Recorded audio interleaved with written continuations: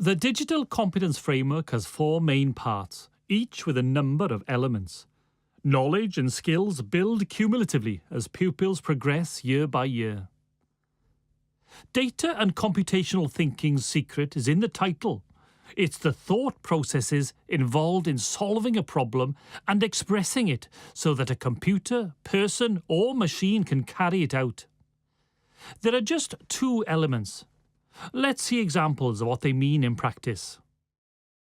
I'm 7, and by now I can draw a diagram to show how something happens, stage by stage, like waking up and getting dressed. Which isn't as simple as it sounds, when there are choices like what I should put on, depending on what I'm going to do for the day. But I can also look at my diagram and test to see if it works. After all, if the sequence is wrong, I could end up like Superman, but in the wrong way. So I can fix that. Oh, and I can see how to take shortcuts, like repeating the bit where I put my second sock on, 'cause it's just how I did it the first time.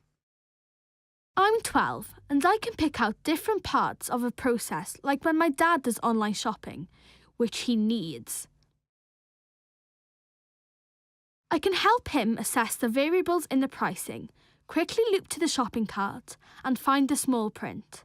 I can also predict what will happen if he makes rash decisions and needs to go back a few stages to get it right. And I can give him pointers for what he needs to change to keep inside his spending limit. I'm in year 3, and this year I'll be able to collect, analyse and present information, like about volcanoes, which is okay using spreadsheets, but it gets more exciting using graphs or charts. My teacher uses ideas like this to link citizenship and computational thinking. I'm 12 and I can build a whole database, like for comparing online games.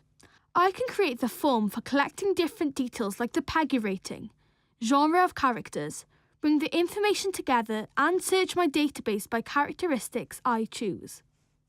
When we were learning this, my teacher also got us to think about the amount of time we spend with screens and whether different games are appropriate for our age, which is another part of the framework. She likes to cover several parts of the framework with one activity. There's clearly a lot to learn under each strand of the Digital Competence Framework. Lessons will evolve as new software and situations arise. Ideas for activities and lessons can be found in the framework. Often, teachers combine several elements in one project, and sometimes several subject areas, covering various requirements of the framework in one logical swoop. Digital competence resources can be found on Hub, or for more information, go to www.gov.wales/curriculum for Wales.